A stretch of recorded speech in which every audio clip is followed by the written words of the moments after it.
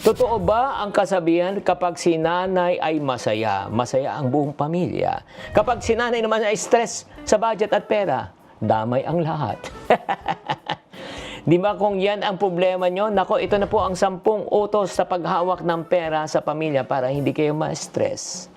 Hyder-dishing kita, nako, sa panahon ngayon, dami na po talaga na-stress pagdating po sa paghawak ng pera at ng budget. Pataas ang gastos at bilihin, yung sweldo naman, di sumasabay.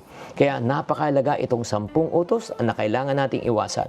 Number 1, huwag gastusin ang lahat ng kita. Dapat, pag tayo ay kumita, una muna ang mag-impok bago ang gastos para may matira. Pangalawa, magkaroon po tayo ng budget. Bakit? Kasi ang income po natin limited pero expenses po natin ay unlimited. Kung wala kang budget, mapapa-over budget ka talaga. Number 3, unahin muna natin ang needs bago ang wants. Check muna natin sa gagastusin natin. Kain sa labas, need ba your own wants? Want yan. Panonood ng sine, need ba yan want? Want yan. Tanggalin muna natin yan. Pang-apat, dapat magkaroon tayong tinatawag na emergency fund.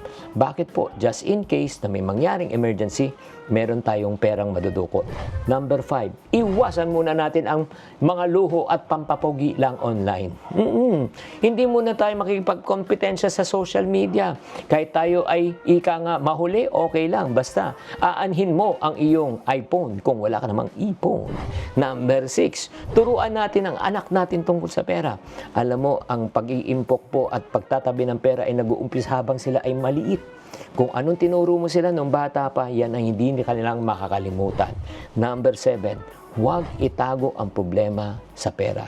Nako, importante na kausapin lahat ang mga involved sa bahay para maunawaan nila that this is really a family matter.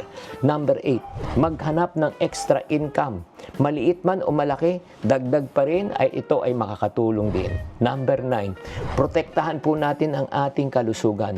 Hindi lang po ang ating physical health, pati ang mental at emotional health po natin. Dahil pag hindi po mentally at emotionally stress, syempre ang mga breadwinner, syempre mas masaya ang pamilya. And last but not the least, magplano para sa kinabukasan. Hindi pwedeng bahala na.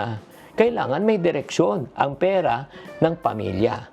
Kaya nga ang paghawak ng pera sa pamilya ay hindi ganun kadali.